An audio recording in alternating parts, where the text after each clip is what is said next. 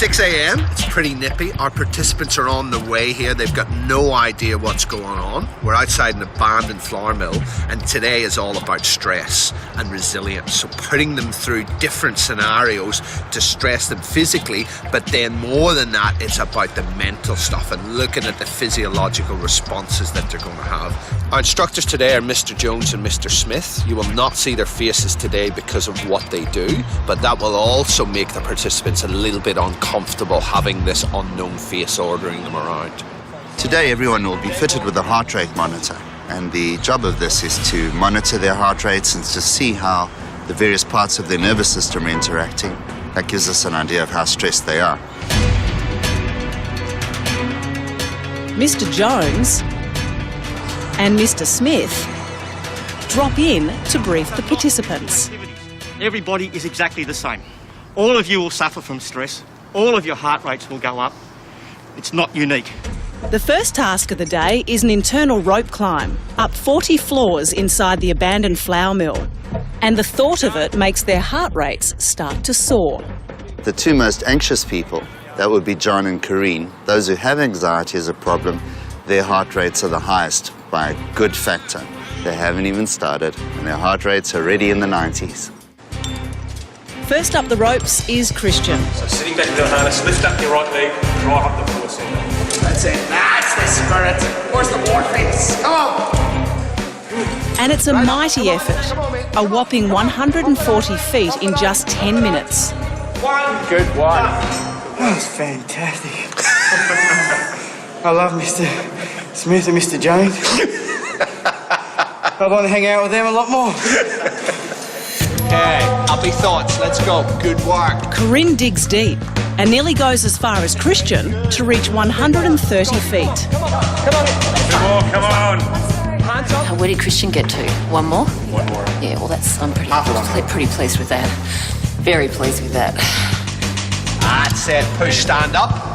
Good, now we go. Russell struggles with his technique and only makes it to 40 feet. Good, too jerky. Yeah, so it's the frustration of not being able to do it smoothly. Perhaps Russell and Johnny weren't paying attention in training. Johnny makes it up to 60 feet. Technique, stand up. Oh, Christian and Corinne, they flew up.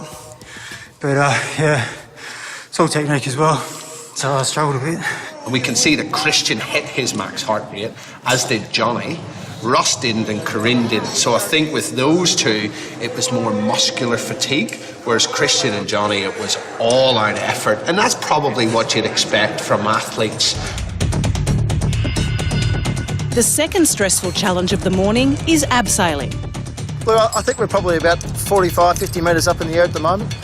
Get that scariness of actually just going over the edge, and I think that's the issue. But from there, hopefully, it'll be good fun. And over he goes.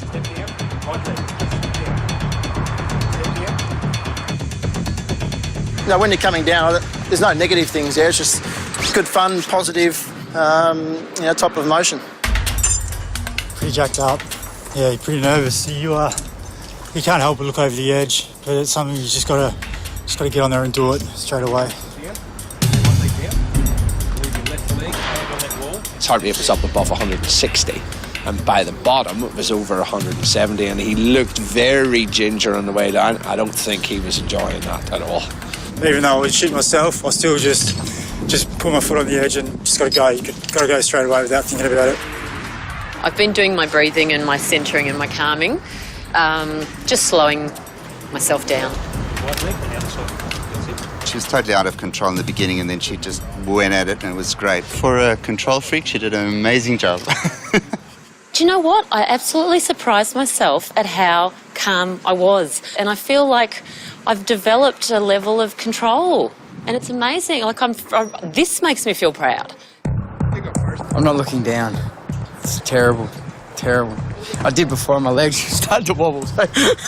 Christian takes his wobbly legs to the edge and down he goes. He looked like an old granny on there until he actually got going. And then I think by the bottom, he'd sort of started enjoying it.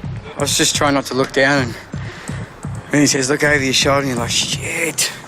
But then, Yeah, man, you can only go down. He's stuck. And finally, it's Paul's turn to show he's part of the gang. As soon as he said, get on the edge, certainly felt that little adrenaline surge and was quite sort of used to that feeling. And yeah, it definitely came through. All in all, I think it was a very worthwhile exercise and time for